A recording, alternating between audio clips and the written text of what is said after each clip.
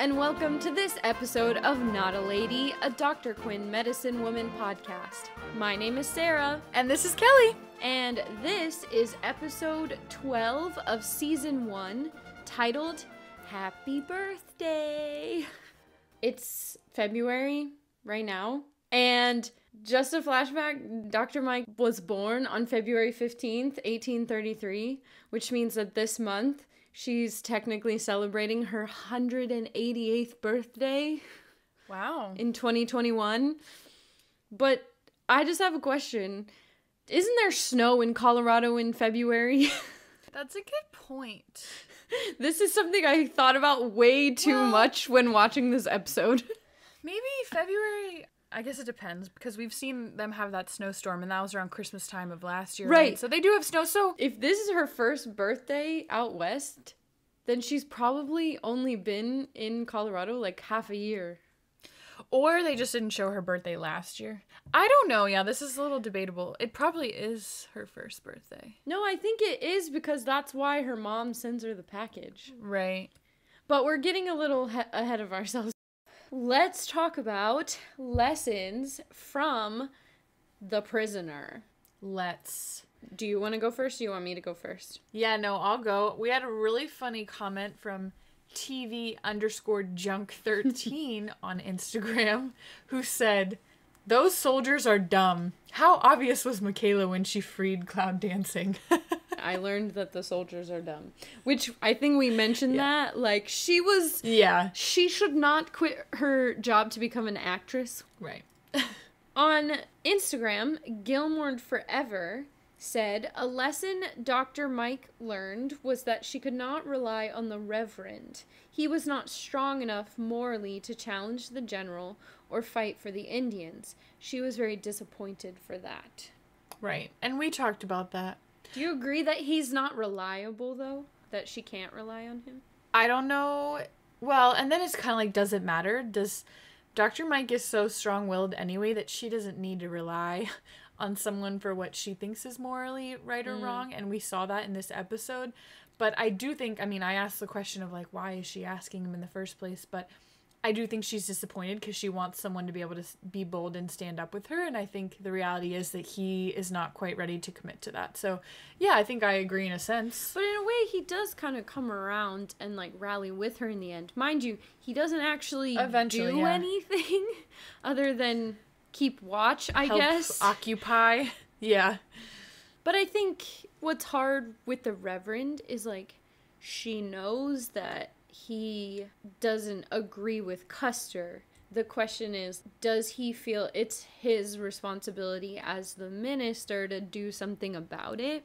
And I think maybe that's what Dr. Mike was, like, waiting for him to get it on board for her to do something. And maybe kind of what you're saying, she needs to realize she doesn't need other people to tell her to do the right thing.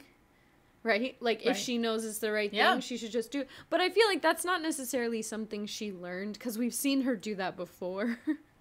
I'm, like, thinking of, like, Bad Water, where everyone's like, don't go to the thing. And she's like, I'm going, with or without you. Yeah. But yeah, I mean, it is interesting. The Reverend made for an interesting dynamic in that episode. And I liked that we were able to talk about where is the power in this town. It's so different than our modern view of, like, law and order and justice or whatever. Our faithful listener Petulis said, I think the biggest lesson for me is that one or two people can actually make a difference. Sully and Mike couldn't save all the Cheyenne Indians, but they were able to save cloud dancing. I love that. 100% true. I think there are so many people who are like, well, if I can't do everything to solve the bigger problem, then I shouldn't do anything at all. Whereas if you have the power to change the world for one person, that is just as important. That has value. I really like that lesson too. Petulis also added that she learned, as a listener, what a hurdy-gurdy is. So I'm going to high-five myself for history. Yeah. Zoom high five. Ready? Oh, where's my camera? You can have the little, isn't there a little, like, high five emoji? Oh, yeah, there's a little thing. Just a thumbs up. Thumbs up, bro. Yay for history. I was going to say something along the lines of, one day you're going to teach me something about doctoring from this show, and I'm going to save someone's life. But then I realized that I don't actually want to be in the position where I have to save someone's life. There's a reason I did not go to medical school. I was thinking about that the other day. I mean, not that I'm traveling anywhere, but I was like, if I got on a plane right now and, you know, they did the whole, like, there's any medical staff on board or, like, any doctor on board. And, like, sure, I would go to the front, but I'd be terrified because I feel like I know things, but I don't really know things. But, actually, it makes me think of that thing that she said that I think about that a lot. Like, yeah, I can't save every patient or change every life, but you can help one person and they can help other people, and who knows what they'll go on to do. But who knows, Sarah? You never know. You might be delivering a baby for someone in the middle of the tropics. I don't know. Oh my gosh. No. That's kind of my dream, actually. Thanks for writing lessons in, guys. Or do you have more? No, that's it. Oh, there's a non-lesson thing. We did get an email from Julie. And Julie wrote in a lot of things, but at the end of her email said, a cameo from Benji. Is he named in honor of the movie dog or just a coincidence? And so Benji is my beautiful little rescue dog who is right under my chair right now as we are recording, as he is almost every time unless I kick him out of the room, but usually if I kick him out of the room, he stays out for like half an hour and then he starts scratching at the door, so I have to let him in.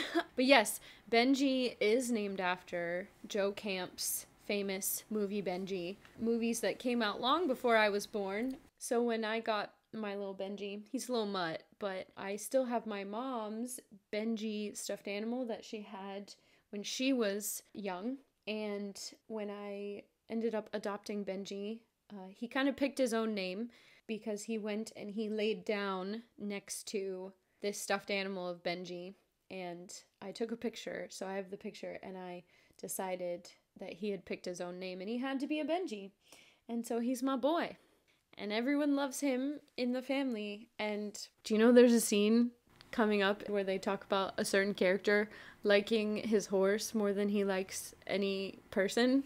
That is me with my dog. I can confirm. But anyway, no spoilers. So, okay, let's talk about the episode. Let's. Season 1, Episode 12, titled Happy Birthday, aired on the 27th of March, 1993. It was directed by Chuck Bowman. This is his 5th of 32 directorial runs on Dr. Quinn. The last episode that we would have seen that he directed was The Prisoner. And the writers for this episode, Tony Perling is back. The last episode that Tony wrote that we talked about would have been The Great American Medicine Show. And of course, Beth Sullivan gets creator credit. I do want to mention before we jump in any further, in the Dr. Quinn logical viewing order, this episode is 2 episodes after Bad Water and right after Running Ghost, which I find super interesting, especially given in the last episode, when we were talking about Running Ghost lessons, there was a mention of like Bad Water and Running Ghost kind of being parallel perspectives on the romance story, being that maybe Bad Water was about Sully, you know, starting to have feelings for Dr. Mike, and Running Ghost being Dr. Mike starting to have feelings for Sully. So I find it really interesting that in the logical viewing order, those two would be back to back right before this one, which I think many would argue is another, as far as their love story being, you know, a romantic timeline. It's really interesting to have this one be the one that comes right after both of those. This episode opens in the homestead where Dr. Mike seems to be looking through what I would assume is some sort of catalog, like mail order catalog for items that probably can't be bought just in Bray's Mercantile. Right. Brian points at something and says, "Can I have one of those?" And Colleen's like, "You don't even know what that is." It turns out it's a corset, right? It's funny in the moment, but part of me's like, what did he he think? actually think it was. Right. Yeah. So I did a little bit of reading about the corset just for the fun of it, because that's the kind of person that I am. I thought maybe he thought it was, so there is some corsetry crossover between the adaptation of body armor and the evolution of corsets through history. And I was like, Would not have guessed that. just from the drawing, maybe he thought it was something cool like that. That would be my guess. But one thing that I just want to mention about corsets, I think the most iconic scene of all time that has to do with corsets is from the first Pirates of the Caribbean, where the pirates are fighting towards the end, and the one pirate is about to kill Orlando Bloom's character, Will Turner, and he's like, I'm gonna make you feel so much pain. And then Keira Knightley's character, Elizabeth Swann, like whacks the pirate in the face, and she goes, you like pain? Try wearing a corset. I haven't watched that movie enough to remember that. But interestingly, I have linked the blog post on our website. I found this entire historical breakdown of the corset through the years, from what it was made of to how it evolved through styles and fashion and resources. And two things that I just want to point out is that in the Middle Ages and in the 18th century, the corset was worn more for comfort than fashion. How is that possible?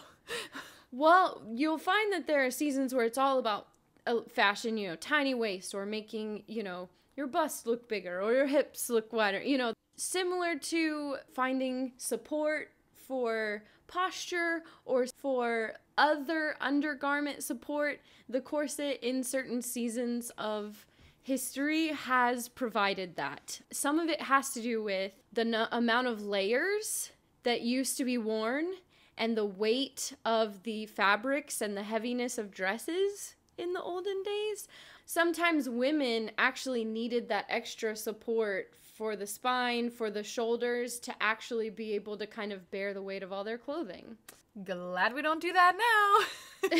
Well, actually, when I was reading some of these articles, apparently the corset's making a comeback, but I don't know that it ever totally went away if we want to talk about Spanx. Right, that's true. There's different versions of it today, I'm sure, but... Yeah. The scene progresses, and Matthew comes in with a big package that is from Dr. Mike's mom. She is reading the letter, and it kind of backtracks on their relationship a little bit, because it seems like Michaela's mom is definitely still a little resentful that her daughter has chosen to remain in the bush, away from, it's just the words that she uses, right? Civilization, and since your status as an unmarried woman is not going to change. If you just think about that sentence, that is like super, it's like meant to be degrading. Dr. Mike tries to laugh it off, but her mother has sent some Wedgwood china, which I was like, what is Wedgwood china? I don't even know. I'm sure a lot of people don't know what that, I don't even know what that is. Well, I'm about to tell you. Wedgwood china was invented in 1759 in England by Josiah Wedgwood, who is historically known as the father of English potters. And he served Queen Charlotte, wife of King George III. He manufactured all her china, and so another title of his was Her Majesty's Potter. So it's nice stuff that obviously had to be shipped, yeah. I think the fact that it comes from England also sets it up as being this, like, more refined taste. Right. Which I guess is all the more unfortunate because the way that they find it is broken. Apparently it's from her hope chest. Which is, like, a big deal. Because hope chest, what do you think about, what were you hoping for? A husband, dummy. So Kelly and I actually both have hope chests, which is very cool. Our mom, for, I think it was it for your 16th birthday? It was for my 17th birthday. We got a hope chest. Yeah. Not that it had anything in it to, like, make us I mean, it's not used in the same way. People are going to come for us. Do you realize that? They're going to be like, your parents were expecting you to get married at 16 and 17 years old? No, what I was going to say is, tell me what you have in your hope chest right now, because I'll tell you, I bet you mine's more embarrassing. Blankets and stuffed animals. Oh, wow, we're sisters. Guess what's in mine? Blankets and stuffed animals. Yeah. Yeah. Stuffed animals that I, as a, almost 30-year-old, can't bring myself to get rid of. Part with.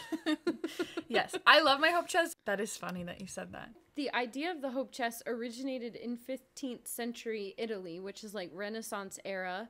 And the idea of it was that mothers of daughters would give their daughters a hope chest, and then they would keep things to help prepare, like essential things to help them prepare for someday keeping house. And so I don't think it always has to be attached to a woman getting married, but I think oftentimes it was, because a woman gets her first house back in the day when she marries and leaves her parents' house. But interestingly enough, it was called a trousseau until the mid-20th century. It's not until 1933 that we're going to hear the word hope chest. So this is actually a little bit of inaccurate wording for Dr. Quinn, because they call it a hope chest, but it wasn't until the 1930s that the title hope chest actually came out. Before that, it was called a trousseau, which it makes sense, because I think if they had used trousseau in the show, everyone would have been like, I don't know what that is. Which, by the way, that's a French word that literally means it's for a bride, like a bundle of items she'll take with her to her. Oh. Yeah. So that's funny you cool. said that. Yeah. Look at that. We came up with info together. How cool. That's awesome. That makes sense that it's French too. Right. Okay. So this upsets Dr. Mike. Her china's broken. Her mother has said some not the most encouraging things. So she actually goes outside, and Brian follows her and, says, why are you crying? Are you crying because, your china's broken? And more or less what she says is, no, just sometimes I'm lonely. Again, it's not about the china necessarily. It's not about her birthday necessarily. It's just not about what her mom said. It's this combination of all these things making her feel old, alone, not wanted. And so she says, probably a little homesick. Yeah. It seemed like she was really excited to get them. Yeah. And use them with the family. Right. But he says, how could you feel lonely? You got us. And then they have a very cute little embrace. And I like it because earlier in that scene, she actually says, I don't need anything. I have everything I need right here. And it's kind of a reminder of that sentiment, even though sometimes you can get lost in the other moments of your life that you may not be satisfied in. I have a former professor who kind of like a mentor to me in college, and she never married. And I remember asking her one time, do you ever feel sad that you didn't get married? And she'd been engaged a couple times, and she was like, maybe about once a month. I feel sad that I didn't get married, And so I think we all have those moments maybe where we're like, I'm actually totally content with this thing in my life right now, and then we'll have a day where it's like, you know what, today's a day where I'm not, and that's okay. It is okay. Yeah. And I think it's a lot of different things for a lot of different people, not necessarily marriage in this case it is for Dr. Mike. Definitely not. Yeah. We have a transition. We are in the clinic now with Mr. Barton, who's not a character. Oh, what were you going to say? Then the intro plays. Of course. How could I forget no to narration. That's what everybody came to this podcast for, to hear that part right there. They know they can count on it. But she's with Mr. Barton, and he has a cut on his neck. I'm in a medical ethics course in PA school right now, and we've learned a lot about how, you're never supposed to say to a patient, what took you so long to come in, or judge them about the fact that why did they not ask for help sooner. So she kind of makes him feel bad, where she's like, what took you so long? And he says that he asked Jake first, but Jake said it was nothing. And so basically he has a cut on his neck that happened from getting a shave from Jake. And now it's become infected, in which Dr. Mike says it is septicemia. And you are getting very excited, and I'm assuming that means you know what we're talking about. I got so excited because I was like, I've learned things from Kelly and this podcast, because I know that sepsis has to do with infection, and it has to do with bacteria getting into wounds. And so I understood what she was telling him was wrong with him, which that has never happened before. Yay! Ever. No, but I actually get excited when rewatching this because I forgot that we had talked about sepsis so much, but let's just be honest, that's like a huge reason that people were dying during this time period. Well, this time period and every time period before it and many time periods after it. And even now, sepsis. And so just so people understand, septicemia is technically what we've talked about before. It is, you know, you have bacteria on your skin, there's bacteria everywhere. When you have an open cut like that, bacteria has a direct access to your bloodstream, and now you're going to have what she says, you know, is also known as blood poisoning, which technically I feel like it's not very commonly used today, right? At least when we're talking about medical jargon, but that terminology. Yeah, but now the infection is in your blood. I don't really like blood poisoning as much because that's actually where the idea, like bloodletting, came from. The fact that you have poison in your blood and we need to let it out. So I don't really like thinking of it like that, obviously. But I mean, septicemia and sepsis are used interchangeably a lot, but technically sepsis is the condition that now your body's immune response is like completely flared up. And that's why people have so many, you know, they have fever, they have necrosis, they have sweating, they have all these other effects that are not necessarily from the bacteria. It's from your body trying to fight the fact off that that bacteria is in your bloodstream, which is a really bad place for an infection to be. And so in this case, it's very plausible that yes, Jake did not properly sterilize or clean his, you know, his razor.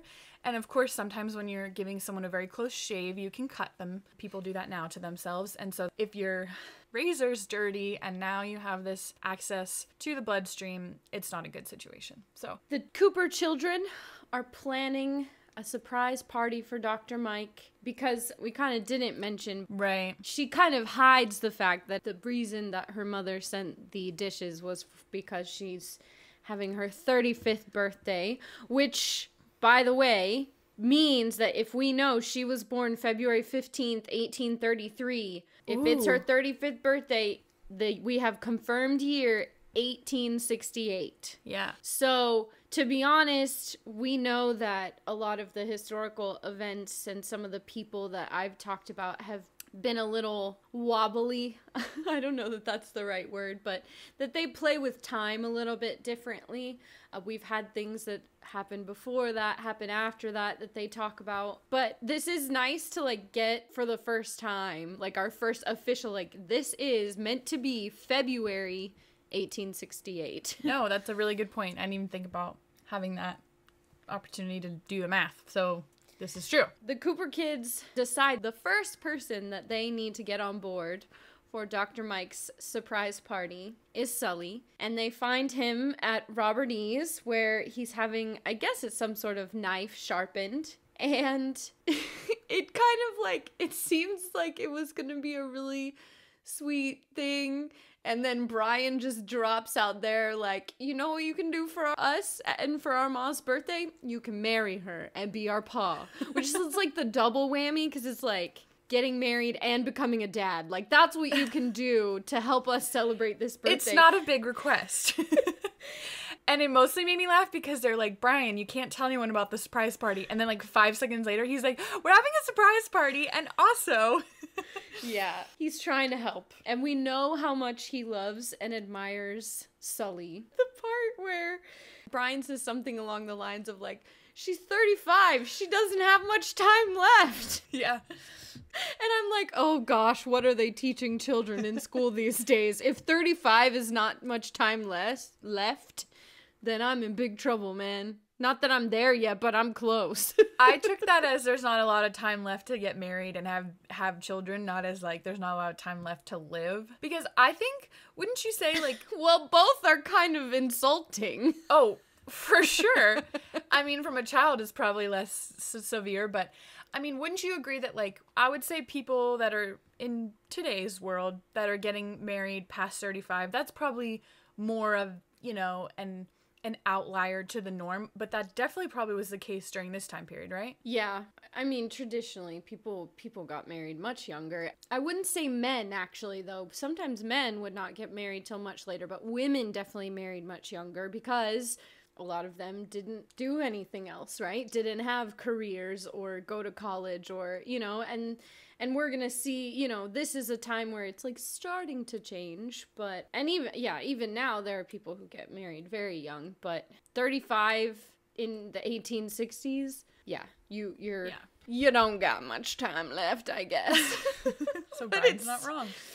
Yeah. Well, and, you kind of wonder what response are we going to get from Sully. And he's like, well, I was thinking I was going to check my traps. I don't know if I'll be around, Which he only says after they make it awkward. Yeah. Yes. Like, before he never says anything about it. He kind of goes into panic mode. Oh, I'm sure, And then he, says very seriously, because Brian's pushing it again, like, don't you want to be our paw? And he's like, what I am your friend. You have a paw. Like, he gets, real, serious, Yeah. and walks away. Yeah. I don't mind that, because I think if you look at, because we've had this discussion, right? You and me have been like, do you think Sully's a father figure? And even when we've said, he's definitely, a male figure in their life, but it's not the same as a paw. But we notice how he shows up in their life more because they don't have a father figure in their everyday life. So I think I understand where Sully's like, wait a minute, I don't want you to identify me in this role that I have no responsibility to fill, right? I don't think it's even that he doesn't want to be a dad or anything, but it's like, if you're placing me in this role, then that puts on a certain responsibility to me. And that ties into what Robert E., who's a nice friend and really doesn't say anything for most of the conversation, Robert E. is like, you have to understand Sully has been living a certain way for a very long time.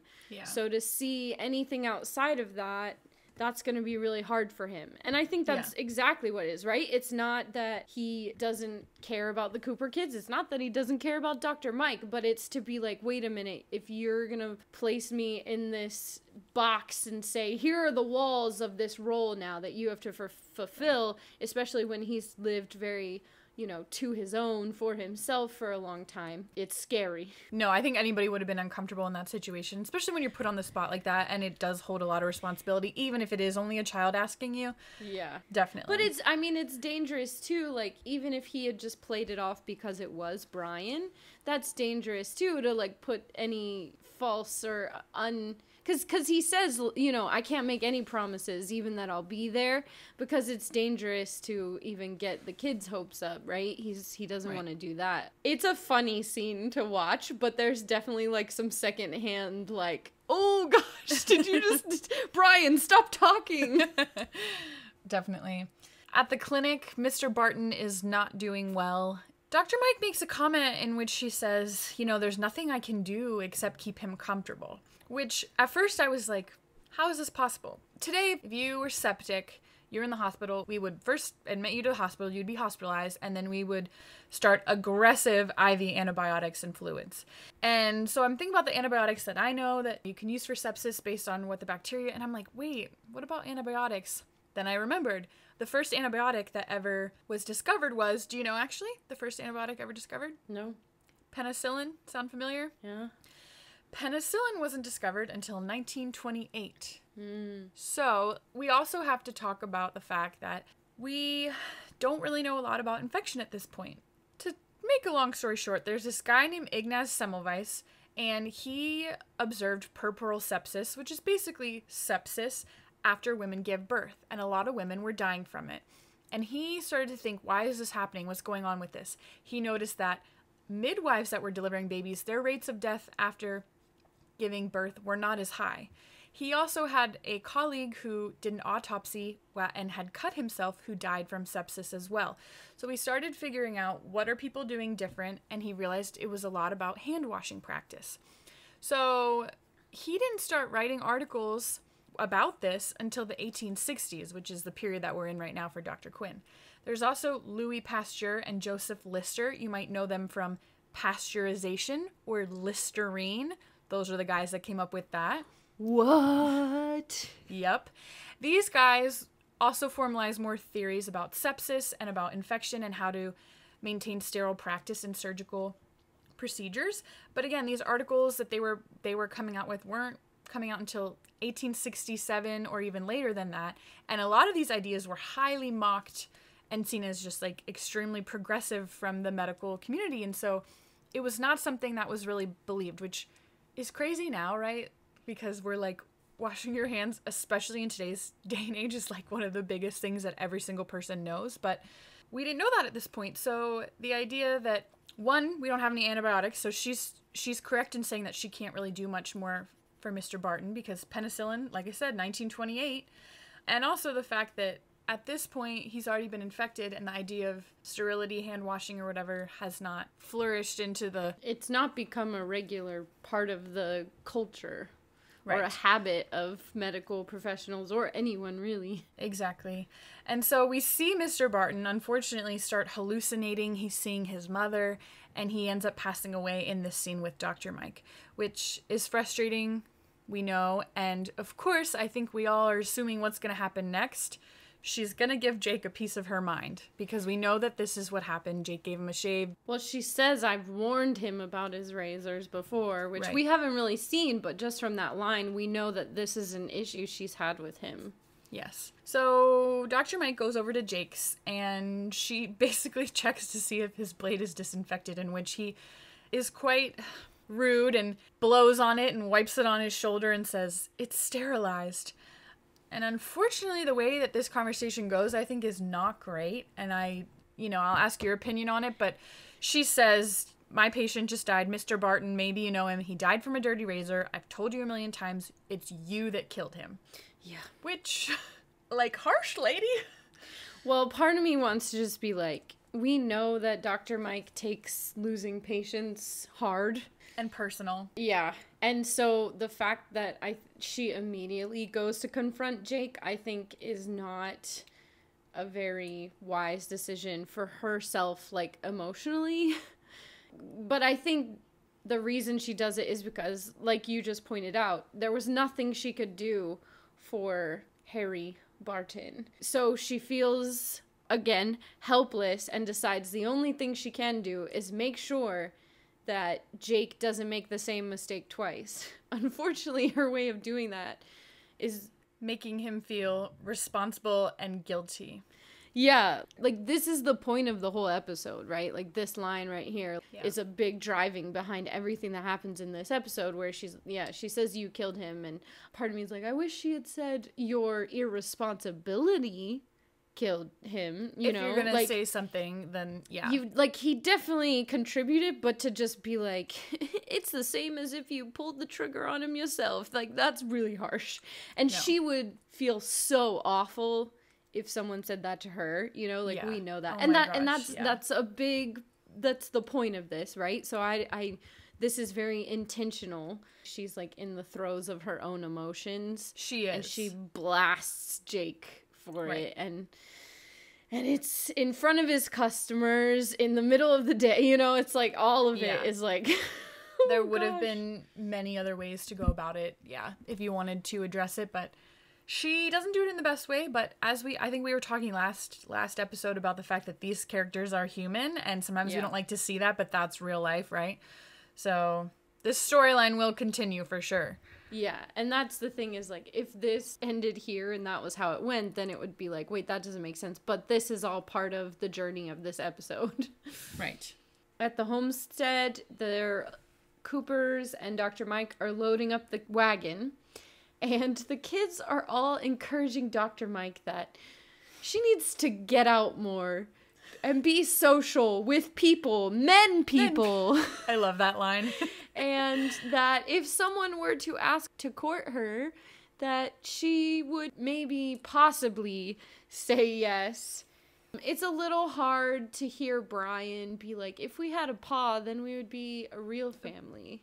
Yeah. Because I think that's a little bit unfair, especially considering we know they haven't had one for a while. Yeah. But I think maybe that's why it feels more important to Brian, knowing that he's lost so much, that he's like, maybe I won't feel as... Because, you know, these are kids who surely with good reason are still grieving the loss of a mother and a father, because let's not forget the way that their dad left this last time was pretty traumatizing. Yeah, whether they knew the truth or not, yeah. Yeah, no, just the whole, him being back and making all these promises and then leaving, even though they don't know, the whole circumstances of his leaving, that's still really hard. But I realize it's not that they see Dr. Mike as less of a person because she's not married. What they see is she told them she's lonely. She just cried over these things from home, and her birthday's coming up, and so their mindset is, this is a person we love and we want to be happy.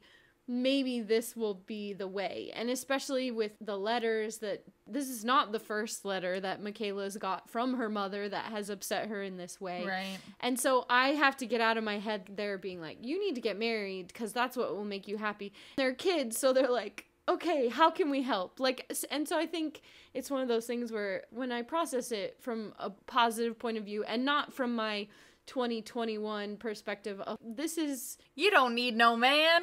well, not that, but also just, that people who are single must be missing out on something. Right. Yeah, it is from a good place. It is. Yeah. Unfortunately, at the saloon, Jake is drowning his woes with a little bit of alcohol, not a little bit, a lot. And Lauren and Hank are there, telling him it's not your fault. Like, he must have shared the whole situation, and they're saying it's not your fault. Well, Lauren was there. Oh, that's true. He was sitting there awkwardly with his newspaper. But Jank, who's Jank?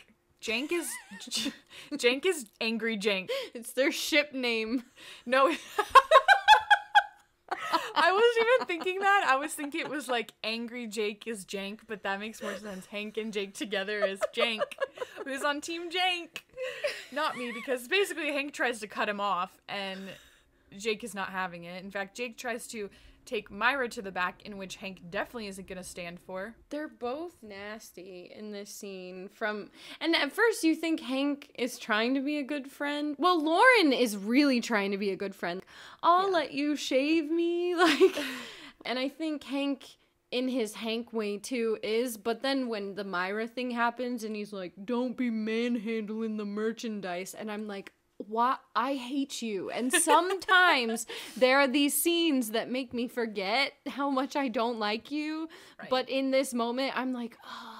I think, like you said, in his own way, because he's trying to cut him off. He ends up actually dragging him out of the saloon. Yeah. And then we have this kind of sad sentiment from Jake, which is the fact that he says, I don't need any of you. Which we will see how this plays into his life and his healing.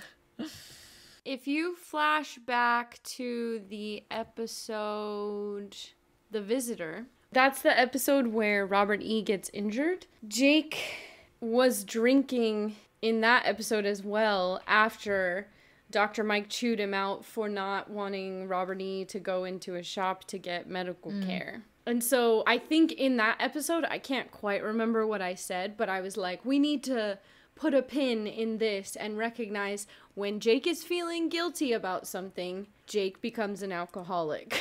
Right. Or I guess he's always an alcoholic, but it is heightened in his states of, yes. In the mercantile, Brian. Choosing candy because he has a sweet tooth. Relatable.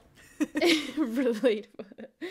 Colleen is looking for a book on how to find a husband for Dr. Mike. Which, it's kind of funny, Grace, who is also a single woman, decides to help her find a book. And the title of the book is On Matters of Matrimony, which, of course, I looked up to see if it was a real book. Of course.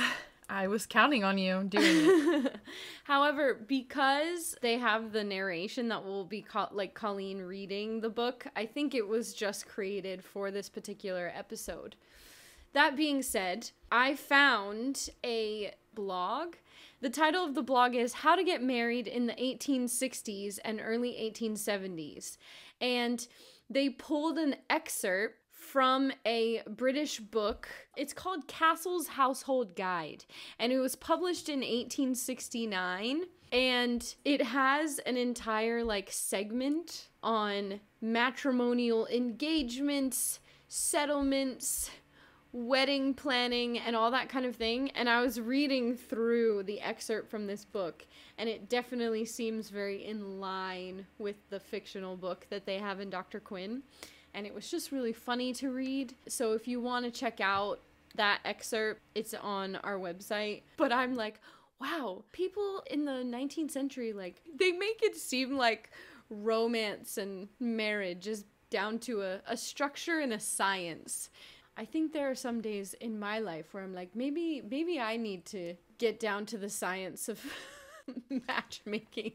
I think some people make their living off of that idea, so yeah, you're not wrong. You know, you're probably right. I don't really need to know. I mean, that's what eHarmony is now, right? Like, they're like, just put in your info, we'll do the hard part. We need to make Dr. Mike a eHarmony account. I mean, if you really wanted to think about it, that's kind of what this episode is. Yeah, no, for sure. And of course, this starts a conversation about Dr. Mike's birthday party, and Emily overhears, and she's all for it. But Hank actually overhears as well, even though he doesn't comment or anything. I think we'll see that play out later in the episode. But Brian, cute little Brian, starts staring at Lauren. We're wondering why. And he says, you like my mom? Like, you think she's pretty? She did save your life. Like, would you court her? In which Lauren responds, like, get out of here, literally. Like, which you kind of wish that Sully was in there so that he wouldn't feel so awkward about it, because basically Brian's asking everyone. Oh, yeah. Yeah. But it is funny because Hank's laughing and, you know, Lauren's like, wipe that smirk off your face. Yeah, he's teasing Lauren. Did you notice that Emily's idea for a birthday gift for Dr. Mike was a fancy cookbook? Oh, yeah, and Grace makes a face and you're like, yeah. I feel like if I got you a cookbook for Christmas, I would probably panic. You'd be like, what are you trying to say? I'll be like, oh, what a wonderful, beautiful paperweight. Gosh.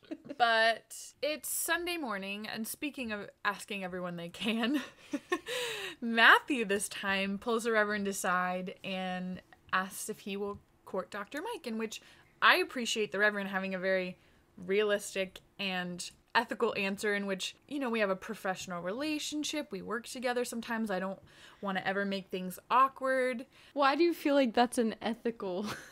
I think it's because I'm in medical ethics right now, and we talk a lot about, like, patients dating doctors, and I literally just had to write, like, a discussion post about why that's wrong. And so I think anybody would agree that if you have to have a working professional relationship with someone, it's probably a horrible idea to try and date them. But also, the Reverend's just a smart guy, and he's the only one that thought of that first. But doesn't that undo every medical drama? Okay, well, that's my point. You know, but what's kind of interesting to me is, like, I think of all the people they've asked, other than us being, like, obviously Sully, actually the Reverend kind of makes sense.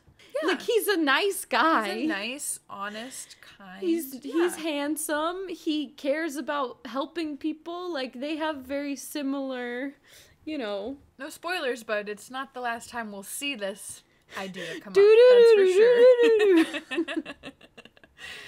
Yes. Dr. Mike sees Emily and Grace, two people who she considers friends, whispering behind her back, and she goes full middle school girl mode and is like, they must be gossiping about me, which I'm like, girl, why you jumping to that conclusion? But I guess it's probably to do with the fact that she's just feeling, this is probably just an overly emotional week for Dr. Mike. Between the package from her mother, her birthday's coming up, she just lost a patient to something that technically was preventable. Yeah. I think I do this sometimes too, right? If you're insecure about something, and then anytime you're insecure about something, anything outside of that, you're going to assume that people are talking about, right? Like, I think she's feeling insecure about the fact that she knows she's a quote-unquote old maid, right? So the fact that people are whispering, she's assuming she knows what they're talking about. Speaking of old maid was originated the first time in text in 1761, and it was a title of a play by Irishman Arthur Murphy. But for a long season, old maid actually referred to an unpopped kernel of popcorn. What? So that's what she is, an unpopped kernel? What does that even mean? Okay. Right. Which is how I'm like, huh. I wonder what the metaphorical correspondence to an unmarried woman who's old. Right. And then, of course, it's a children's game as well. Old Maid is just a game. It's a card game. Which, of course, leads us into the laugh where she chews out Colleen for gossiping, which is not what she was doing. Which I'm like, why are you chewing out the 13-year-old? You know, like, could talk to your friends and ask them. But, of course, she doesn't want to do that because, like you said, she's feeling insecure. And she's like, I don't need people discussing that I'm an old maid. No one said you're an old maid. And Brian goes, yeah, no one said anything about the maid part. Yeah, it's too funny. He has so many lines that's like, you're only getting away with it because you're a really cute child. And then that's when, I guess, the Reverend changes his mind. He changed his mind. He gave the sermon. He realized it's not such a bad idea. And he comes and asks Dr. Mike if she'll go on a buggy ride with him, which, you know, is the equivalent of going on a date, right? And of course she says, no, I promised the children that we'll go on a picnic. But who shows up out of nowhere? Your favorite. Oh, he definitely wasn't in the church dressed like that. No, but like literally as soon as she says like, I promised the children, he's like, I'll take them. Except he doesn't look too happy about letting her go. Yeah, but he's letting her. And she does. She goes on this buggy ride. And actually when they're riding him, like, they look nice together. Like, they look good together. But then I get uncomfortable. To be honest, I think this is the weakest scene in the entire episode because they already had Colleen, like, narrating from the book. You need someone of moral character, which then leads into them asking the Reverend. And then you have Colleen reading like, oh, differences in opinion need to be figured out very soon. And then the first thing that they show the Reverend asking is like, how do you feel about children? Which just doesn't make sense. Like, he would not say that. I just don't like the writing in this scene. Because obviously she adopted 3 children that were not her own. Like, that's silly. Good point. And listen, I don't have a problem with him having planned out what he wants to do. Like, there are people, I had friends who were like, I know what I want. Like, when I meet the person, I'm gonna get married, I want to have kids, I want to be a wife and a mother. I don't think there's anything wrong with wanting to have a plan. I think it's dangerous because hello life, nothing ever goes the way we plan. My life, it's always like, okay, I make a plan, God laughs, and then goes, let me change this all up for you. But the whole point of Colleen's narrating was differences of opinion. And they don't actually show them disagreeing about anything. They just show her feeling uncomfortable when he's like, when I get married, short engagement, have kids. Let me go forth and multiply. And then I'm like, why are you talking about this? You didn't even want to go on this date like an hour ago. Yeah. I think that's the problem that bothered me. It wasn't that he didn't want to go, but he acted like it was such just like crazy idea. And then all of a sudden I don't know. I mean, if that happened to me today, like if a guy was like... And that's what I mean about this scene being weak. Yeah, I understand that. It just doesn't quite work. It would have been nice to like see what made him come around. I think it could have made sense for them actually to have a disagreement. I mean, we just saw in the last episode in The Prisoner, they definitely had... And in the end, they came out, quote unquote, on the same team, but they still argued about what the best way to go about it was, you know? I don't know. The narration of like what they were trying to show, why they weren't a good pair, didn't actually work in the dialogue that happened in the scene. I agree. And as much as I'm like, that's crazy, if someone did that to me on a first date, I'd be like, LOL, what? But 1800s. Exactly. I suppose it's a bit more appropriate. And I will say that I think a lot of Christian-minded people are more focused on certain things in a certain aspect. So I can see how the Reverend was that way, especially during this time period. But I literally did write LOL what in my notes. I have linked on our website a page. The title of it is A Brief History of Courtship and Matchmaking in America. And it talks about some of those logistics through the ages of like how long was a couple expected to court with a chaperone, and then progressing to once they are engaged, then they can participate in holding hands or walking together beside each other on the street. And so it was funny to see that and see how maybe the Reverend is, coming from like, okay, this is my role. This is what's expected of me. If I'm going to do this, boom. Here's where I'm at, and I'm going to let you know. Yeah, definitely. Yeah. The next day, Sully is in the mercantile looking at a dress. We wonder, is he thinking about buying it for Dr. Mike? Because he kind of looks at the price.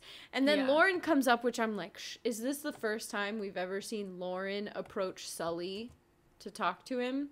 Usually it's like the other way around. But Lauren's just like, what you gawking at? And then Sully walks out. And I like the misdirect here that we think he's gonna do this over-the-top thing related to her.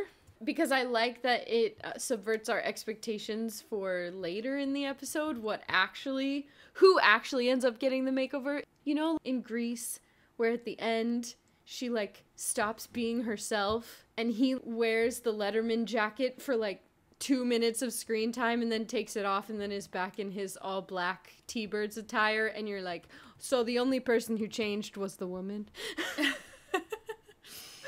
But I like the subverted expectation. We were thinking, oh, Sully.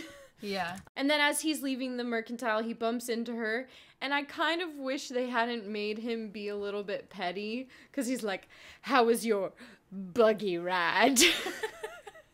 And she says, oh, it was nice. Thanks for asking. Thanks for taking care of the kids. And then there's, like, an awkward silence, and it's, like, they, like, need to keep talking to each other, because then she's like, oh, Brian's puppy has a new trick. You should come over. Like, yeah. I don't know. Sometimes I'm like, they're so close, but sometimes they have these, like, awkward conversations, which I guess that's real. That's normal, but. Well, so I was thinking about this. If this episode is meant to come directly after Badwater, then Running Ghost, they've gone through 2 pretty intense experiences together. Mm-hmm. They've recognized that they both care for each other far more than either one of them anticipated or planned for. And so I have to wonder if in that moment where she starts talking about Brian, it's a safe place because it prevents them from having to talk about themselves and where they're at. Probably, you're probably right. Didn't you brought up once, like, a defense mechanism. Mm-hmm. If we talk about anything other than ourselves, it's safe. And that's the thing. They've been through these pretty intense, traumatizing experiences together. They've grown to care about each other. They've saved each other's lives. So where do we go next? Let's not talk about where we go next. Let's talk about Brian. I think you're right. I think you are right. But the conversation is interrupted because Myra comes running over and she says that Jake is not answering his door. And Lauren says he's on a binge. Leave him alone. This is what he does. But they all run over the shop and they all can see him passed out on the floor. So Sully breaks the glass. They get inside and we have one of those things that kind of bothers me where Dr. Mike, like, looks at someone and, like, touches their pulse and suddenly knows exactly what's going on internally. I think you're wearing off on me because I was like, how do you know that he has alcohol poisoning? All you did was touch his pulse. Basically, what you can say is he's alive, which she does say. She does, yeah. Which I understand, like, one thing, medical school, PA school, whatever, that's one of the first things you do. You build this differential diagnosis in your head of what you think's going on. Of course, that's probably the first thing on her list. Alcohol poisoning. But, I don't know, the way she says things so definitively, sometimes I'm like, all right, girl. I don't know about that, but anyway, alcohol poisoning, I think people are familiar with the idea, but we know that alcohol is absorbed very quickly, faster than food. And so it takes the body a lot of time to metabolize it and process it correctly. And what mostly does that is the liver, which she'll talk about in a second, but it is true that when people are going through alcohol poisoning, they're going to experience confusion, vomiting, seizures. It's going to slow your breathing. It's going to take down your internal body temperature. And that's because alcohol is a depressant. It's going to depress and lower everything. And so it can affect your gag reflex, which is why it's really important for people to make sure you position them properly, especially if they're passed out and they're vomiting, because a lot of people can choke on their own vomit. She mentions that she's going to need to pump his stomach, which they actually never show any of that happening, but the reality is that he is jaundice and he probably has a damaged liver. As I said before, your body... What's jaundice? So jaundice is when, like I said, we were talking about how the body has to metabolize all that alcohol. Yeah. Well, the liver does that. And right next to the liver is the gallbladder. So sometimes what happens is it has to do that so quickly, and there's so much alcohol that you can actually have an obstruction of the bile duct. And the bile duct is a combination of the cystic duct from the gallbladder and the hepatic duct from the liver. They come together and form the bile duct. Well, bile gets backed up because the liver's trying to do what it needs to do. So that causes an increase in bilirubin. Bilirubin is yellow. Sorry, I know this is probably a little too complicated. And so when that happens, it actually starts pigmenting your skin yellow because all that bilirubin is backed up and it can't be properly metabolized. And so he didn't actually look jaundiced in the film, but if you ever see someone with jaundice, you'll 100% know. It happens a lot of people with liver failure. Their skin color, like their eyes, the whites of their eyes become very yellow, and it's called jaundice. And so that's why people can actually die from drinking, because it's too much for your body to have to do. Isn't that what Lauren says, like, in the next scene? Don't tell me you can die from drinking. And I'm like, surely people have died from drinking all throughout history. Right. And so they take him to the clinic, and she mentions that he's going to go through withdrawal, and he's going to have something called delirium tremens, which is... Sorry. He binged all that time. Is his withdrawal... I guess I was thinking, like, when you say withdrawal, I think of, like, an addict. But maybe this isn't necessarily, like, an addict withdrawal. This is, like, that binge could have overwhelmed his body. So I think you're correct, because delirium tremens, which is basically just this rapid onset of confusion caused by your body withdrawing from alcohol, for that to happen, it usually is from someone having a high alcohol intake for more than a month. So the reality of this situation, I don't know what Jake's normal drinking habits are. For all I know, he could drink a 6-pack every night. I don't know.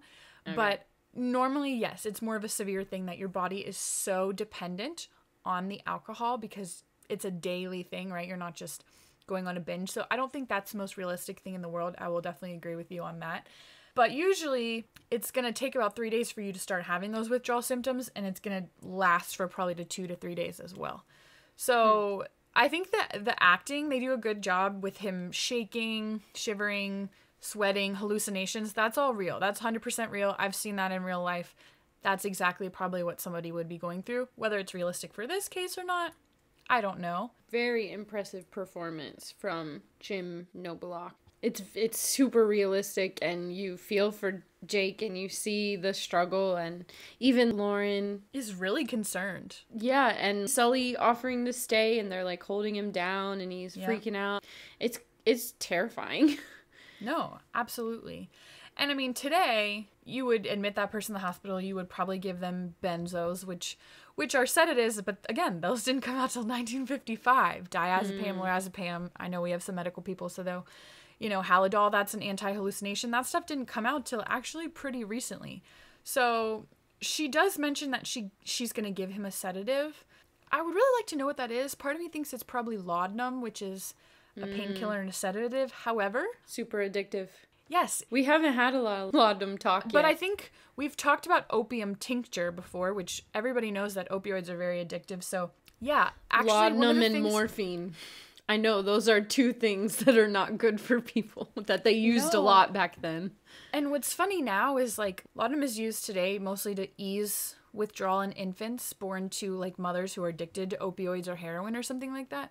And it's very dangerous to mix opioids with alcohol because they're both depressants. They both depress the body's system. So in this case, I'm, like, really hoping she's not giving laudanum, but I think that was probably one of the main things that was around during this time. So, yeah. It's sad to see Jake go through a lot of these hallucinations because he's calling out Harry's name, he's telling Harry he's sorry, and you're realizing he has so much guilt built up. Whether that's from Dr. Mike, I mean, I'm sure a huge part of it is from the way that she made him feel, but he probably just internally has a lot of guilt. And so it's difficult to see him go through that. And then he even goes through this phase where he's telling Dr. Mike he loves her and she's the most beautiful thing he's ever seen. Do you think that's a hallucination, or do you think that's his innermost thoughts coming out? Well, that's what people say about alcohol, right? Like, your most honest self comes out. That's what I was wondering. I was like, is he just... He's not in his right state of mind. Right. Yeah. Or does he recognize that it's her and this is like a real thing, but he never would have acted on it outside of it? Not that it doesn't really matter, but when I watched that, I was like... Is that real? Is he secretly in love with Dr. Mike? Right.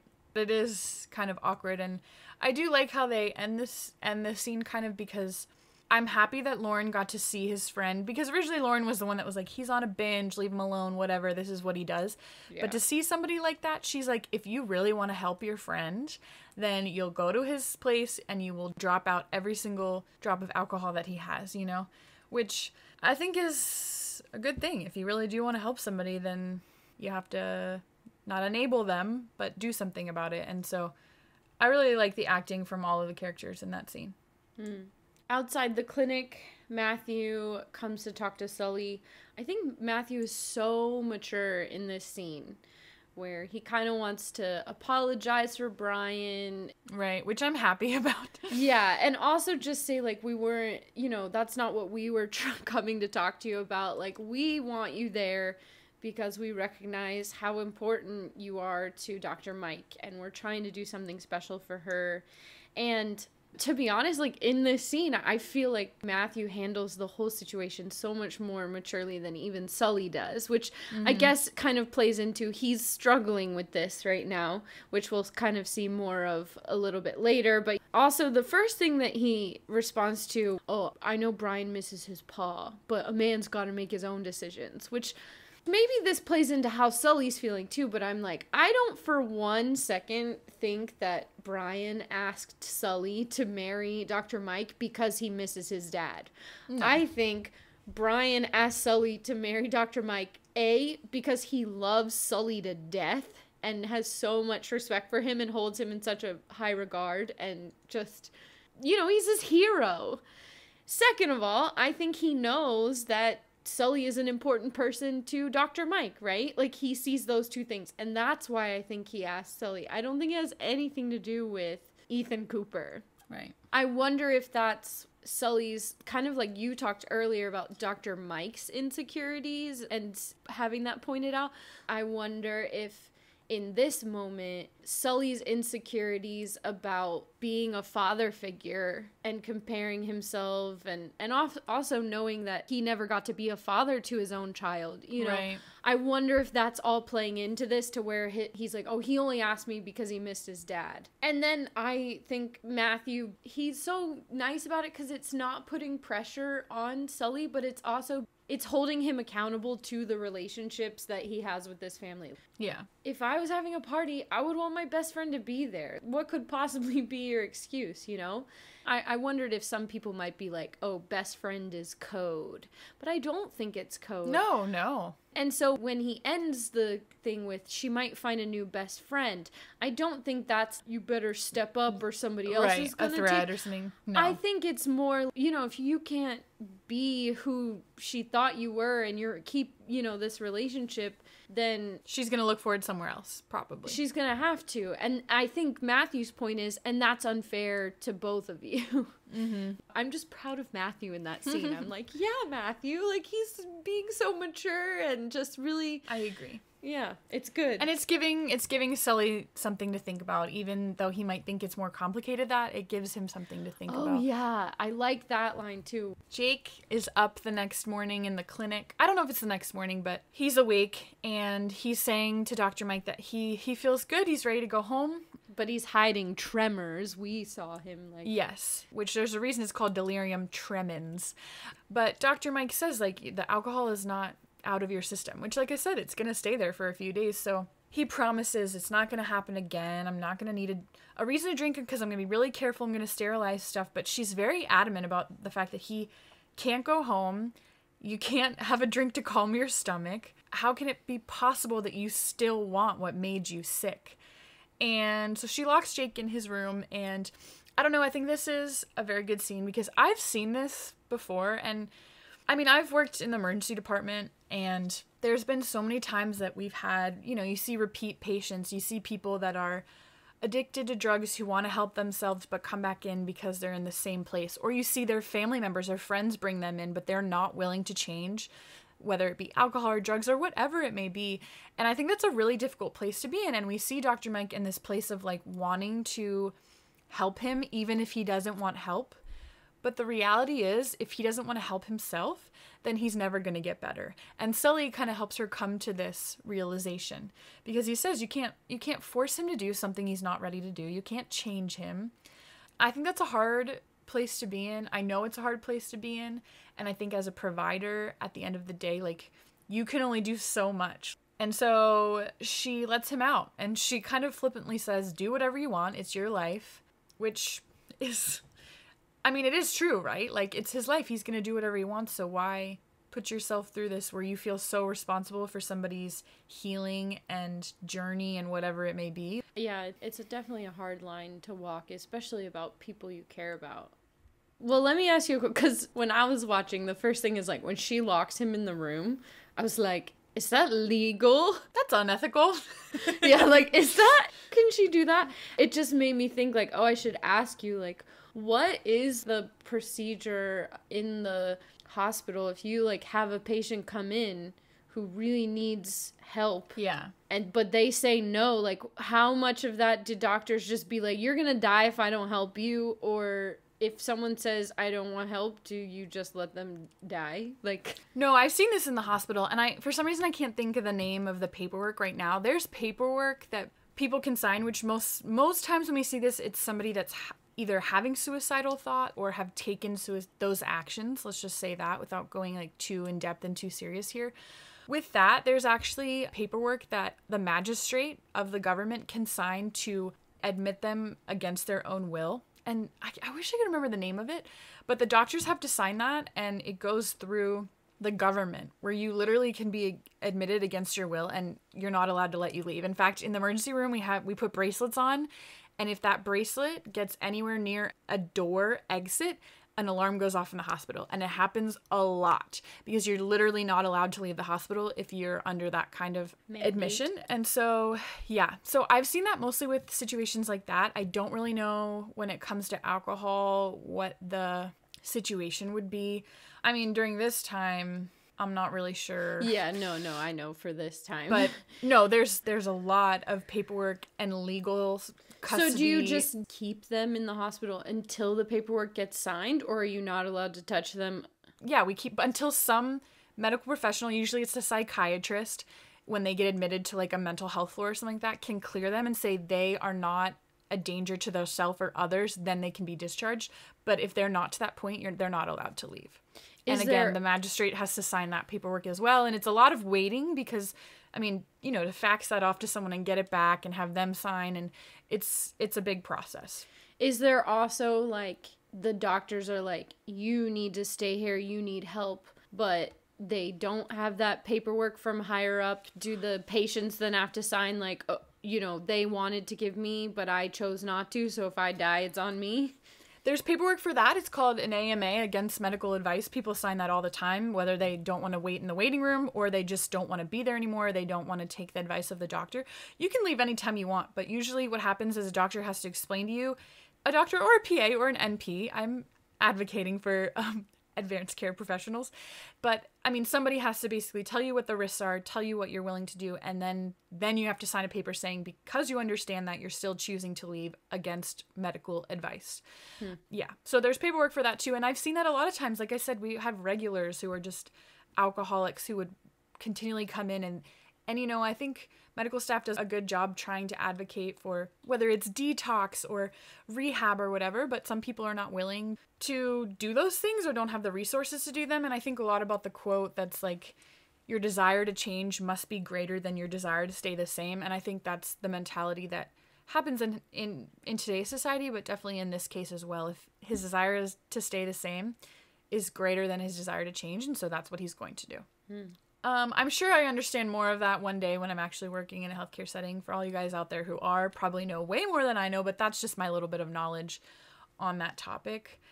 We do have Hank come to the clinic to visit Jake, which is quite shocking to Dr. Mike because, you know, Hank's not the most... Because it's Hank. Yeah, caring person. And I love Dr. Mike. She's like, yeah. He's like, well, I did come all the way over here. And she's like, it's a really long trip, isn't it? AKA, he walked 10 feet across the street. But mostly it's just weird because Jake is kind of acting out of character. And then we find out that he's there. He's all dressed up. Yeah, and then we find out that he's there. You know, she's like, well, if you really want to help Jake, like, I really want to talk to you about that. And then he's like, great, like, I've never seen you smile before. Let's go get some coffee. And you're just like, what is this creeper moment? Like, and then I flash back to the fact that he overheard this, like, first conversation with Colleen and the marriage book and everything. So they walk over to Grace's. We can say that it's obvious that Jake hasn't had to actually pursue or flirt with a woman in maybe many years. You mean Hank? Or yeah, Hank. I'm like, well, Jake's a little busy at the moment. No. You mean Jank? Jank.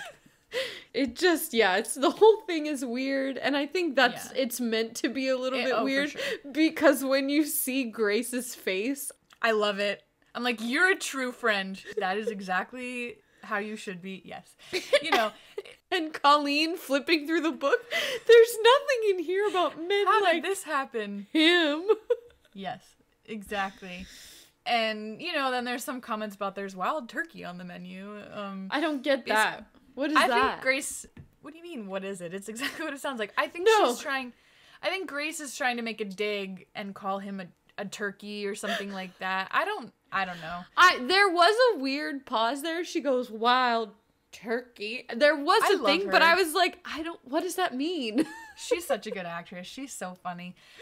That is weird because they're like making small talk and I'm like, I thought you were going to come over here and tell him how to help his friend, and suddenly they're talking about Boston, and suddenly you're talking about like, I want him to be like, you hail from the former colonies, like, so you're from Boston, right? I'm like, wait, how long has she been here? Of course, you know she's from Boston. But I bet they haven't. He doesn't show much interest in anything other than himself, true. So it is weird. Yeah. Well, then it gets even weirder because they have this weird like Tarzan Jane hand against each other moment, and I'm like, sure, if you were to tell me I have good hands for stitching up people, I'd be like, thank you very much. But it's just too weird because it's coming from Hank of all people. And sure enough, we get to the conversation in which she says, if you want to help Jake, you need to stop serving him. You're part of the problem. You're part of the reason he got into this. Again, and Dr. Mike doesn't know how to ease people gently into her opinions. She just kind of places blame and lets... She literally says, you're partly responsible, which at this moment, I want to be like Dr. Mike, which he kind of does, but I'm like, you are also partly responsible, which right. He kind of... But she doesn't set herself up to get people in her corner. And I'm not talking about gross manipulation, because I know there are people like that too, because we've had those snake oil salesmen who can sweet talk their way into convincing you that you stand with them or you stand to benefit from what they want. Right. I'm not talking about that, but I'm talking about she literally doesn't know how to ease people into her opinions. She just says, here's what you're doing wrong. Fix it. Right.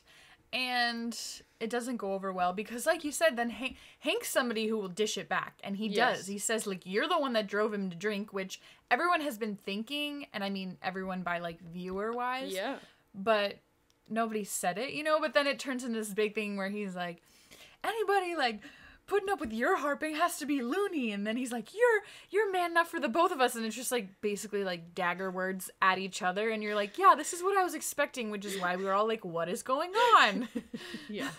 No, it's true. It's true. I think you make a really good point of saying what he says to her about her also playing a role in how Jake has progressed. And so I think her lack of compassion or even understanding as a medical person, right? We often don't consider Jake as a medical person, but the fact is, before she came there, he was all the town had. And so whether he's been formally educated like her or not, and whether all his methods are right or not, and whether he definitely should have known better about the razor, it is to be said that, yeah, her just throwing that accusation out does not leave her as blameless in the guilt that Jake is feeling, I suppose. Right. And we're glad that someone said it. Right. And then I guess it's the next day, but it literally feels like moments later because they're in the saloon and Jake is there and Dr. Mike is there and Hank is there, but they're all wearing different clothes. Dr. Mike, I guess, has changed her mind from the whole it's your life because she's like, I'm not gonna let you do this. I like that she's called in for some reinforcements, that the Reverend wants to help Jake too. Yeah, but then Hank clearly still has a bone to pick because he's like, you gonna let some woman tell you what to do? No, totally. But then he's a walking contradiction, Hank. I cannot figure this man out because then a second later, Jake tries to take the bottle from him and he won't give it to him, you know? So even though he was like mad at her for being like cutting him off, like he did do it, so. Yeah. But Jake doesn't really want any of them to help and he runs back to his shop, locks himself in. Then he drinks like this. Well, first off, he looks and realizes there's no alcohol left. But he drinks this, like, blue thing, and then I'm like, is that supposed to be, like, their antiseptic? Like, I didn't think there was something, but I don't know what it is. But I will say, I also saw this in the emergency department. People that desperately want alcohol will drink anything. We used to have people, like, try to get hand sanitizer and drink hand sanitizer because it has ethanol in it. You wouldn't believe how much stuff ethanol is in, and people will do anything to get it if they're really in that state. So it kind of reminded me of that, but he passes out. Before he does, he says, you know, you can't help me, nobody can help me. And I think he feels very hopeless in that moment, even though his friends have tried to do something for him. It's just not clicking in his head that, like, people care about you and they're trying to do something about that. What's maybe not super clear, which we'll find out in like 2 scenes from now or whatever, is that he's not just trying to drink himself into not remembering things, but he's actually trying to kill himself here. Which I guess, like, we know from Dr. Mike's perspective, she's like, if you keep doing this, you're gonna die. And I guess he says he, like, doesn't care, but I don't think it struck me until the scene later how much, like, that was the point. Yeah, that's a good point. I don't think I was thinking about that a ton either, and that's, I mean, it's a serious thing, it's a sad thing, but I think you're right, actually. Sully and Cloud Dancing are racing, and they both have the same riding horses, and I bet you like it. Horses, yes, I loved it, and I like seeing them riding together because it's fun, and this is the only scene we get Cloud Dancing in this episode, but I always get excited when he's there because, I mean, he's kind of the best, right? Speaking of, like, best friends. And, well, he can tell woman troubles. I love it. I'm like, what a friend. He's like, what you running from? Woman troubles? And then Sully's like, the spirits tell you that? Yeah, and they've been friends long enough. But I like that Cloud Dancing recognizes it's not a fear of getting close to someone again. It's a fear that he won't be able to love anyone again. You can almost make a whole episode, right, just on that, of, like, moving on from love lost. And especially with Sully's story and the tragedy that goes with it. That's scary. Like, not only did Sully love someone and lose his wife and his child in, you know, a really heartbreaking way, but then he kind of pulled out of the world even that went along with that, right? The world of family and the homestead and the town, you know, like, he really isolated himself from anything that could be familiar to that world that he could have had with Abigail and their baby, and, you know, kind of became this rugged frontiersman and got to know the Cheyenne, and we love that about him, but we recognize that progression of from the Sully that married Abigail to the Sully that we know now, like, are very far apart. the characters or the writers or the actors could have played this as easily as kind of trivial, like, oh, just get back on the horse, man, but like, right. Which is kind of ironic because he said you used to be afraid of riding horses or afraid of horses, period, and now look at you. But recognizing, like, just because you're afraid of something doesn't mean you give up. Right. At the Mercantile, Myra and Horace are whispering, and they're pretending that they're talking about corn, and they're bad liars. Very bad liars. That's like the dumbest thing you could talk about. Well, then Lauren is talking to a customer saying something about, oh, that's who they wanted me to court. And Dr. Mike is like over this, She's like, this is my life and I will be happy if you guys will stay out of it and not talk about me. And before anyone can respond, we see Jake. Well, I think she's about to go off on them saying, like, you can't tell me how to live my life. And then she realizes it sounds familiar. Oh, I didn't even think about that. Yeah, I think she realizes that Jake's watching her, and she realizes she's telling people to do exactly what she got mad at him for telling her to do. Yeah, I didn't think about that. And so when she goes to talk to him, she's like, you're right. No one has the right to tell you how to run your life, but you need to recognize... People care about you. Yeah, we don't want you to die. And he says, like, it's really hard. He's like, I wanted to die because I deserved to die, because I not only let someone down, but someone died because of me. I appreciate that Dr. Mike admits that she took her anger out on him. I was thinking a lot about how I was going to totally really not like this episode if she didn't actually apologize, which she never actually says officially, like, I'm sorry, because I think the way that she went about that was wrong. But she does recognize about the fact that you said she was in a very heightened emotional state and she felt the need to go do that, and it was the wrong time, the wrong words, and she did. She took her anger out on him, and so I'm glad she addressed that, because I was getting worried when I was rewatching this episode, because I couldn't really remember, like, does she actually say something about that, or is it just, like, dismissed because she's Dr. Quinn and she can get away with whatever she wants? So, and because I think you could very easily argue, well, she's not wrong. It's more than a mistake. It cost a man his life, But she says, we all make mistakes. And one of the hardest parts about that is having to forgive ourselves, which I think is, like, super relatable. Even now, like, being able to recognize, like, we're human. And a lot of times it's not even about outer circumstances, about how we feel about ourselves in that circumstance. And that is one of the hardest things, is giving yourself grace, forgiving yourself for whatever has occurred. And so... it's good advice. And even the fact that then she brings up, like, people love you. You have friends. Sully and Lauren were there holding you back. Grace came. Myra was the one that checked on you. Yep. The Reverend, me. Like, what about me? Even with all our differences, I care about you. All the things that I've tried to do have come from a very good place. And it's a good pep talk. It's really nice. It's probably more than a pep talk. I like that she acknowledges...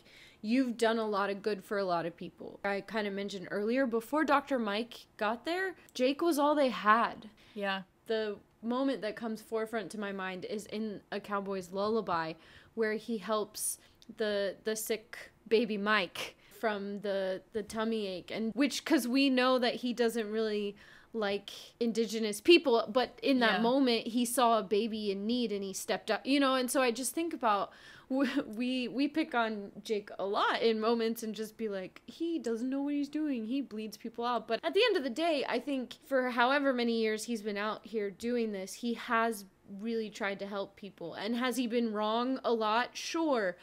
But he's never gone to college. His education is the experiences he's had, and would there probably be more people with a lot more issues without him? Yes. Might there be people who died because he didn't know what he was doing? Yes. Sure. But I don't think you can blame that 100% on him just being mean. It's just maybe him not knowing any better.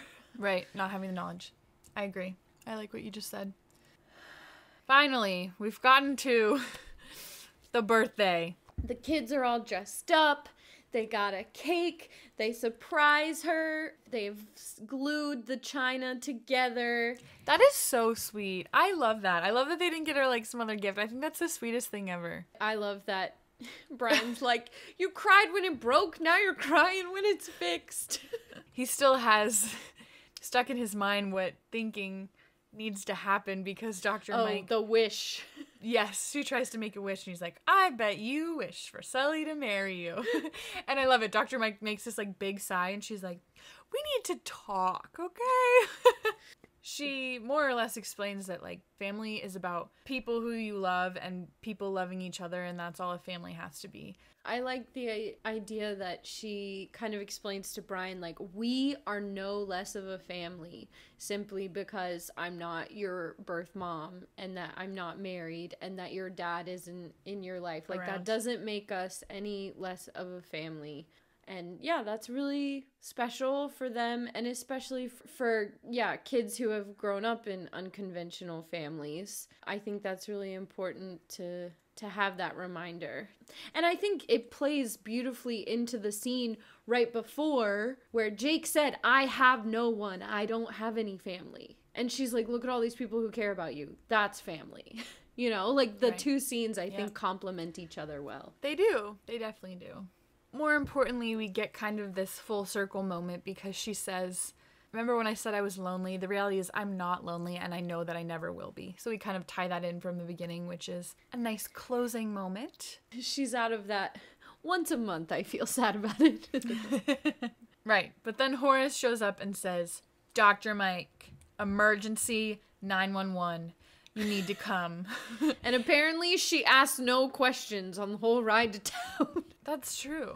You think they probably made something up. No, I'm sure they did, which is part of why I wish they had at least had Dr. Mike go, what's wrong? And then Horace go, I don't know. Lauren told me to get you right away, you know? And then we would have been like, okay, she's just going. But since they don't have that one line, I'm like, did she just not ask a question the whole ride in? She's a good doctor. I'm sure she did.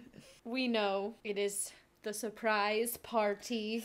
Surprise party. She is not too proud to admit, so this is what you're all talking about. You let me make a fool of myself. Which I probably would have reacted very similarly, because I would have been like, stop talking about me. Grow up. Mind your own business. And then if we had got there and it turned out, I probably would have wanted to shrink into the floor and be like, I probably would have cried. I would have been like Grace being like, yeah, you look stupid. That was the best part, watching you make yourself look stupid.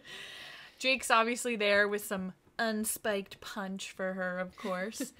And we have a big unveiling, which is a really, really great gift that the town has given for her, which is a very nice medical sign hanging over the clinic with her name, Dr. Michaela. I'm like making up names this episode. I don't know what is going on, but Michaela. Dr. Michaela. It sounds cool. It's Michaela and Quinn together. Okay, there you guys go. Next fan who has a baby, Michaela. Michaela. It's Michaela Quinn. Yes, and of course then they're like, speak, and she's like, I'm not one for making speeches, and everyone's like, ha ha, yeah right, you and your speeches. Do you want to know the funniest thing? So I was watching this episode, haven't watched it in a while, obviously, was watching to prep for the podcast. She says, I'm not really one for making speeches. I pause the episode, because that's what I do when I want to write down notes for myself. I pause the episode. Yeah. I write down in all capital letters, lies. And then I hit play, to which she goes, okay. Maybe I was like, okay, I was about to go back through the episodes and be like, woman, your life is making speeches. Yes. But she just says, I'm very proud to be a part of this town. Love. I want to keep medically treating people for a very long time. Awesome. And it's sweet. It's like, she's just the best, right? Because she's like funny, but kind, but appreciative, but just like nice to be around. I don't know. Obviously I like Dr. Quinn, but I bet to say that she's proud to be a part of this town that we know has not made it easy for her to be there in the beginning. It's great. And the sign is awesome. And we know for quite a number of episodes, we've still seen the Mrs. Cooper's boarding house sign up there. So that's so thoughtful. And just the fact that they're recognizing, once again, she's a doctor. She's a real doctor. And we don't have to write Michael or Mike like it's Michaela. Like, she's a woman and she's a doctor. And we've come to the point where the town's more okay with it than they were before. And we'll take it. Yeah, that's true. It's all good. And then And then everybody goes to eat. And she wants to stay and look at the sign. I feel like I see this in too many TV shows where like, go ahead, like, blah, blah, blah. And then, like, you know, that's when a big moment's gonna happen. That's never happened to me in my life where I'm like, actually, let me sit here and ponder through my thoughts before I join you all. Maybe I'm just not that. You're not that girl. Apparently. But sure enough, Sully shows up and he is very handsome and shaved and he looks very nice. And he's wearing a suit. He's wearing a suit. We've never seen him in anything other than his kind of rugged outdoorsman clothes. Which I still prefer, but, you know, a man in a nice tailored suit. And he brushed his hair. He's shaved. Do you notice he's shaved? I noticed he's shaved, but his hair is brushed. And she tells him it looks good, and I'm happy she tells him it looks good, because I think if someone looks good, you should tell them they look good. And she says, you look very handsome. When she says it like that, she's like, you look very handsome. Like, she's like timid to say it. I don't know. I'm about to get really weird. Like I said it already, but I'll say it here. I love the misdirect of him. You think he's gonna have bought this dress for her to like dress her up to look pretty, and in the end he gets dressed up for her thing, and it's such a stark contrast. But he, you know, he kind of says, what, can I get dressed up for a special occasion? Special occasion. And you're like, we honestly didn't know you still had normal people clothes. And then, is Sully's love language gift giving? Because I don't know. I think it might be because, you know, from the Christmas presents that were like so thoughtful. And then he gives her a saddlebag that he's made that has special compartments for her medical supplies. Like, very nice. It's very nice. It's thoughtful. And now we're both avoiding the topic. And then she kisses his cheek. And then he kisses her on the mouth. And then they both look a little like, oh, we just did that. Eek. You know, it's really funny on the website because you're like, Kelly is the more romantic sister. And I'm also like, this is so awkward. Why do we have to talk about this? Do you think it's an awkward kiss? I don't think it's not awkward. I'm uncomfortable. They're not awkward. I'm awkward. That's what I mean. I almost personally don't think like the kiss on the lips, I'm like, we've been waiting for that, right? But then he holds her hand when they go to walk to the rest of the party. That's where I'm like, are they dating? It's cute. I love it, but it's super awkward. There's no profession here though. It should end that way. If there was, I'd be pissed. Let's just say that right now. If there was some sort of like, actually, I'm super in love with you, and we should move forward. I would be like, but I just... Well, what is he gonna say? I like you, by the way, in case you didn't know. Since I just kissed you. You think they both know? That, I mean, maybe, yeah, they don't have to say anything. I'm not saying that, but I would be annoyed if it ended that way, and I like it. Let's be honest, like, this happens a lot in real life, where something happens and then people don't talk about it because they're not adults, and they're like, we're not gonna talk about what just happened and what this means for our future. And I'm happy that they don't do it right now because it would have ruined the episode. This is a better way to leave it, and we will catch up with them and their progression in the next episode. It's her birthday. They don't need to ruin it by having a discussion about some, like, define the relationship talk. Okay, Sarah? Define the relationship. Okay, I'm sorry. I'm not saying I didn't like it. It is a choice that has been made. Like you said, I don't know that they need to say anything because they do, especially if we look at that logical viewing order, the last 2 episodes have definitely made it clear, like, they are aware of their attraction to each other, of the feelings that they value each other more. And I think it connects to that last conversation where we were like, they're kind of awkward because they start talking about Brian, and it's like avoiding, like, where do we stand? And so I think here, this is the first step to being like, okay, let's hold hands and go together. And it's a way of acknowledging the fact that they care about each other without having to talk about it, which correct. I think that's how best friends should be. They should understand that that's how they feel in the moment, and they shouldn't have to say anything about it. And yeah, and it's her birthday. Like, it's her birthday. She's 35. She doesn't have much time left. She's gonna die. Oh my gosh. You just made that rhyme. And if you don't put that in, I will be mad. That is funny. And that's the end of the episode. It is a cute ending. Yes. Favorite scene? Can I go first, or do you want to go first? I'm asking you. Go. Matthew and Sully having the conversation about best friend and not making it complicated. When I was watching that scene, I was like, this is going to be my favorite scene. Like, that doesn't happen very often for me. Usually I watch the whole thing and I think through it. But as I was watching that scene, I was like, I loved it. I could kind of tell the way you were talking about it. I think for me, I'm going to pick two. And what I mean by that is, obviously, I really like the end scene, not just because there's a kiss, but I like them. I like the fact that he tried really hard for her, even though the whole time he, like, played it off like he didn't want people to think he cared that much. Even though he was being a butt. We haven't said that in a while. You said it. I like that. I like that they hold hands back to the party. I like that it's just a nice ending to the fact that they care about each other and they don't need words for that. But realistically, outside of the fact that that's cute, I really like the scene where Dr. Mike is outside Jake's room and Sully is talking to her about the fact that, like, you can't get someone to do something they don't want to do. And I think I just liked it because that's something I've had to work through in my own emotions as a healthcare professional working in healthcare of, like, how do you combine this side of you that wants to be a moral person but also needs to be a human and understand that that's not how the world always works. So I really related to that, and I thought it was good that she had someone like that in her life to be like, this is reality. I know you care about this person, but sometimes caring about someone means letting them know you're here if they want help, but at the end of the day, they have to make their own decisions. So I'd probably pick those two. Now, when it comes to ranking, I will just be right up front, say I really like this episode. Okay. Because it's not like it's just focused on the fact that, like, the kids are trying to find Dr. Mike a husband. It's not just focused on that. I think you have this really serious storyline also that has a ton of, like, cool medical stuff involved, so of course I like it.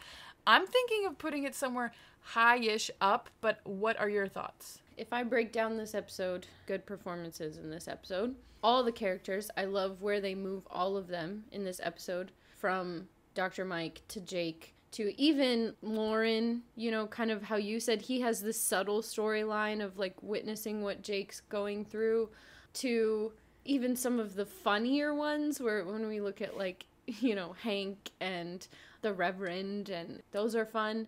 And then we have, like, good small character moments where, like, you know, Robert E. only has basically that one line, but it's good. You know, Grace has a little moment. I like all of that. I would definitely watch this episode highly again. So then we look at the theme. There's the theme and just the message of Sully, just because you had an ending doesn't mean you can't have a new beginning. We've got Jake learning to ask for help, to forgive himself, to you have people who care about you. You just have to let them in. You can't just lock people out. Right. I think Dr. Mike recognizing, the big one of that. As a doctor, she has a lot of responsibility to save people, but that doesn't mean that it's her job to save everyone, right? Like, she cannot do that alone. She needs people too. And I think the message for the kids of, like, family is bigger than blood. So, I mean, all of that. Is there another option? Really? Okay, because let's think about it. Number 1 is Bad Water. Number 2 is the pilot. Yeah. Both episodes that I personally really enjoy. Yeah. So, are we moving this up to number 1? Or do you feel like, oh, Bad Water, the pilot? I personally like this one better than Bad Water. I mean, Sully is more of a butt in that. He's such a butt. But there is a lot of... I think that's why I like it, because... I think I'm okay putting it number 1, just because I feel like there's so much progression. And I think everybody loves this episode. Who doesn't love this episode? Even if you only like it for the end, it's still worthy of being liked. The Dr. Mike and Hank shippers won't like this episode. Or the Jake and Hank shippers, the Jank shippers. I'm here for you as well. So, you heard it here first, folks. Coming in at Not a Lady Podcast episode ranking, number 1 would be Happy Birthday. That's a big move. I hope people, like, agree. I didn't anticipate that when we started talking about this episode. Yeah. I'd like to hear what people's opinion are on that. Let us know, guys. Yeah. I hope some of you are keeping rankings, too, because I want to know what other people, how they rank them. If you want to, definitely let us know. We have some social media platforms, which would be Instagram, Twitter, and Facebook. You can find us at Not a Lady Podcast. Also, we have an email that we check very regularly. It is notaladypodcast@gmail.com. And of course, all of our rankings are on our website. That is notaladypodcast.weebly, weebly.com. Don't forget, we also will be featuring lessons in our next episode. I'm excited to see what people pull out of, because there's a lot of characters in this episode and there's a lot of messages, so there's a lot of serious. You could have some serious lessons. You could have funny lessons. You could talk about how awkward we are talking about it, and that would be a great lesson. I will take any criticism or advice on the fact that I know that was weird. Kelly goes, how to be less awkward. Let me know. That's one of my favorite things, is talking about your lessons, so do make sure to write in. That being said, our next episode, we will be talking about rite of passage, which I do remember this one. So it'll be interesting, especially after how much of a fan I was of Matthew in this episode and how mature I thought he was. He runs with that in the next one. Yes, he does. So we look forward to doing that one. Thank you guys so much for listening. If you want to support our podcast, please be sure to like and share our content on social media. And we look forward to talking to you in the next episode. Till next time, guys. Bye.